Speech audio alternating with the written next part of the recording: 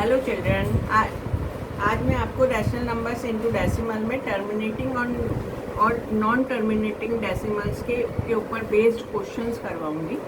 ठीक है, तो नॉन टर्मिनेटिंग और टर्मिनेटिंग रैशनल नंबर को चेक करने के कि वो टर्मिनेटिंग है या नॉन टर्मिनेटिंग है, उसके दो मेथड्स होते हैं।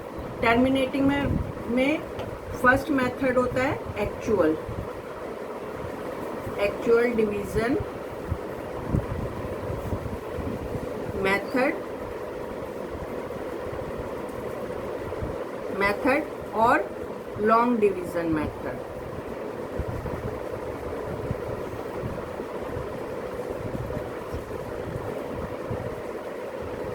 ठीक है, सेकंड होता है नॉन एक्चुअल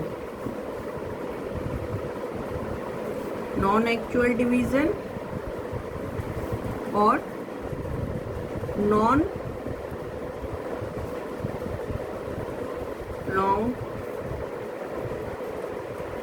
डिवीजन मेथड।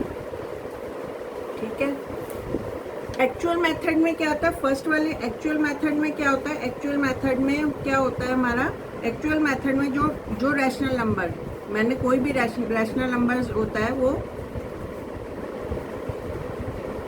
जब हम रैशनल नंबर किसी भी रैशनल नंबर को डिवाइड करते हैं तो उसका जो रिमाइंडर आता है वो ज़ीरो के इक्वल टू ज़ीरो आता है। ठीक है, रैशनल नंबर का रिमाइंडर एक्चुअल मेथड में ज़ीरो आता है। अगर वो if rational number is terminating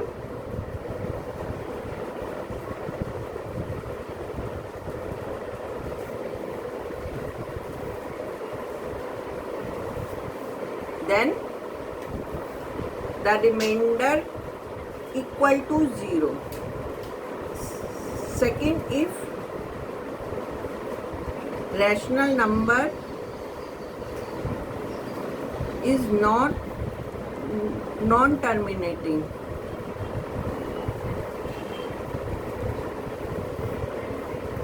then remainder not equal to zero. For example मैं आपको करके दिखाती हूँ। हाँ देखिए, express the rational number as decimal by using long division और एक्चुअल डिवीजन मेथड। मैंने ये क्वेश्चन एग्जाम्पल या क्वेश्चन जो भी समझिए ये लिए 13/3 लॉन्ग डिवीजन और एक्चुअल मेथड, यानी 13 को मुझे 8 से डिवाइड करना। तो 13 8 की टेबल में 1 टाइम जाएगा, 8 5 पॉइंट लगाया 0 50 8 6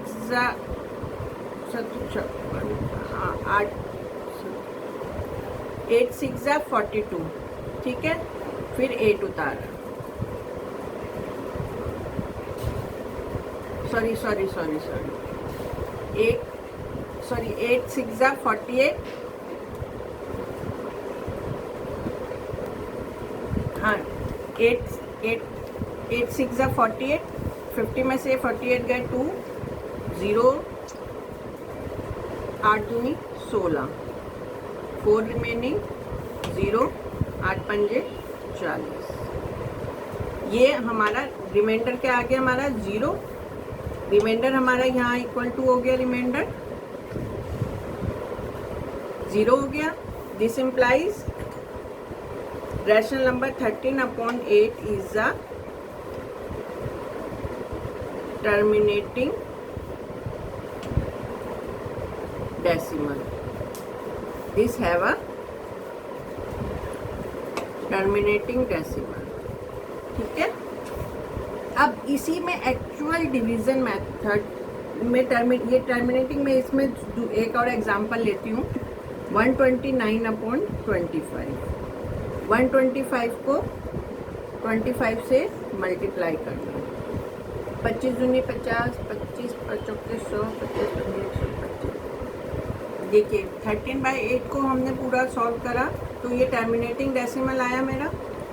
मैंने सेकंड एग्जांपल लिया 129/25। अब 129 को 25 से मुझे डिवाइड करना है, तो 25 5 125, 9 में से 5 गए 4, 2 में से 2 गए 0, 1 में से 1 गए 0, पॉइंट लगाया तो 0 उतारा, 25 1 जा 25, 40 में से 25 गए तो 15 बचा, पॉइंट लग रहा है इसलिए 0 ले सकती हूँ मैं, तो 25 6 जा 150, तो रिमाइंडर मेरा यहाँ पे भी कितना आ रहा है 0। इसका मतलब ये मेरा कौन सी, ये रैशनल नंबर मेरा कैसा है, टर्मिनेटिंग।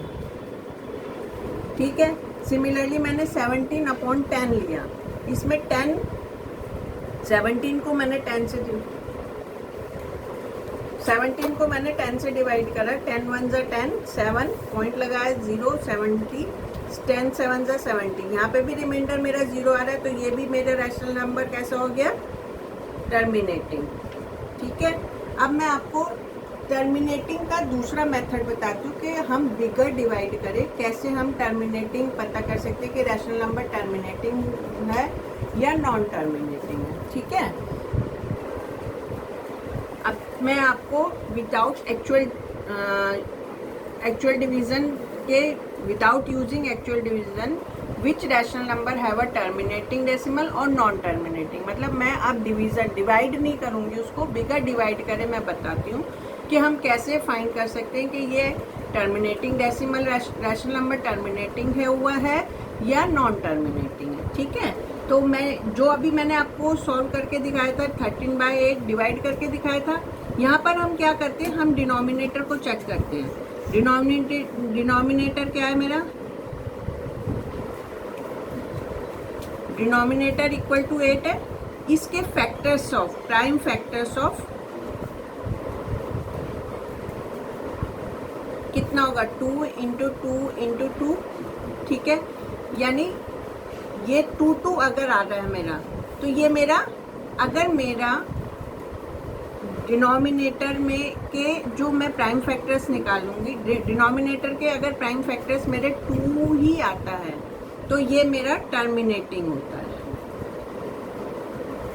ठीक है, अगर 2 नहीं आ रहा मेरा, यहाँ जैसे 2 आ रहे हैं सारे, तो ये टर्मिनेटिंग अभी पीछे मैंने देखे थे। अब एक दूसरा एग्जांपल मैंने लिया था आपका 129/25, इसमें भी 25 के प्राइम फैक्टर्स क्या होंगे,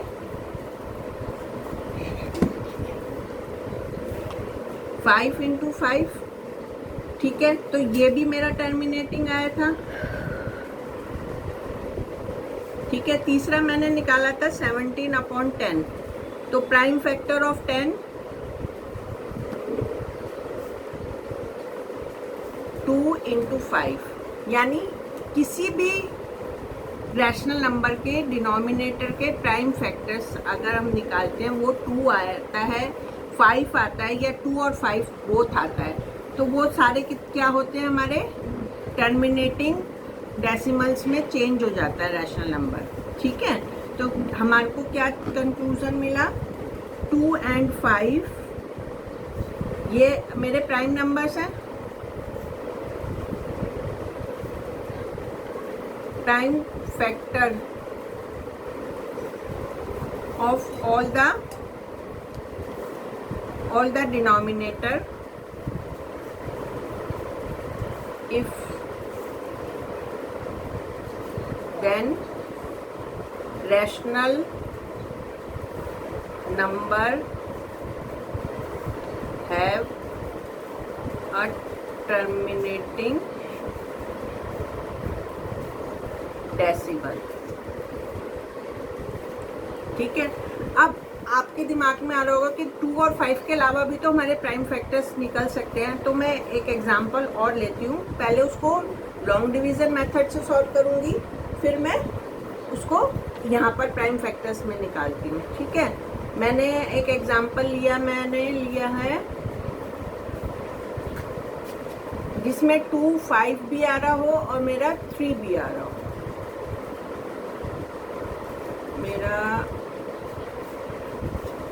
17/90 लेती हूँ। ठीक है, ये मेरा प्राइम फैक्टर ऑफ 90 कितना होगा, 9 10 यानी 3 into 3 into 2 into 5, that is 2 into 3 into 3 into 5। इसमें क्या आ रहा है, 2 भी है, 3 भी है, 5 है, ये मेरा टर्मिनेटिंग है या टर्मिनेटिंग है या नॉन टर्मिनेटिंग है, ये हम देखते हैं।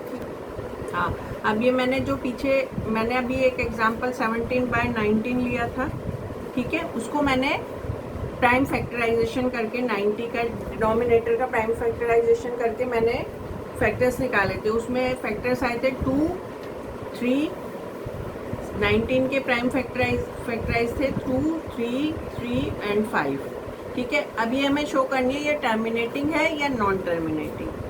तो मैंने आपको बोला था कोई भी रैशनल नंबर टर्मिनेटिंग डेसिमल जब फाइंड करता है, जब उसका एक तो एक्चुअल मेथड से रिमाइंडर 0 होता है, सेकेंडली जब उसके डिनोमिनेटर के में prime factors 2 and 5 only 2 and 5 आते हैं, और यहाँ हमारे पास 3 भी आ रहा है।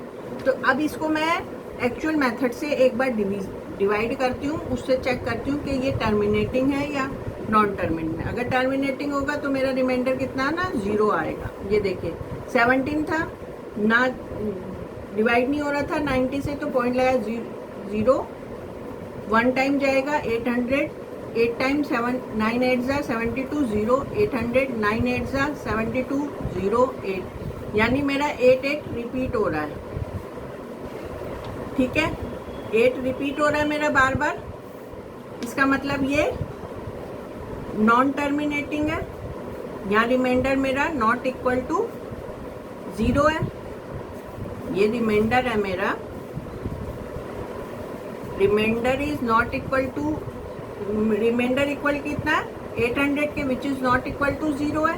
तो this implies the rational number 17/90 is non terminating,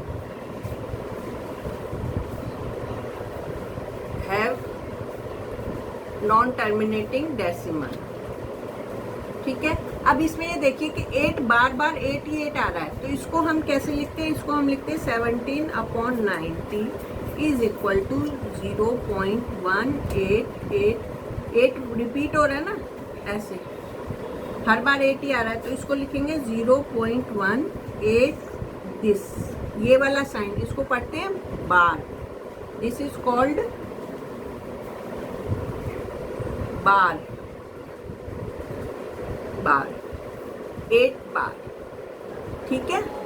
तो इसको हम इसको नॉन टर्मिनेटिंग डेसिमल है, पर 8 बार रिपीट हो रहा है, तो इसको बोलेंगे 17/90 have a non terminating repeating decimal, ठीक है। आपको अच्छी तरह समझ आ गया होगा। कुछ प्रॉब्लम होती है तो प्लीज़ आप मेरे को कमेंट्स बॉक्स में लिखिए, पूछिए, मैं आपकी प्रॉब्लम सॉल्व करूँगी पर्सनली, ठीक है। अगर आपको ये वीडियो अच्छी लगती है तो लाइक कीजिए, सब्सक्राइब कीजिए, और पसंद आती है तो आगे भी शेयर कीजिए। Thank you.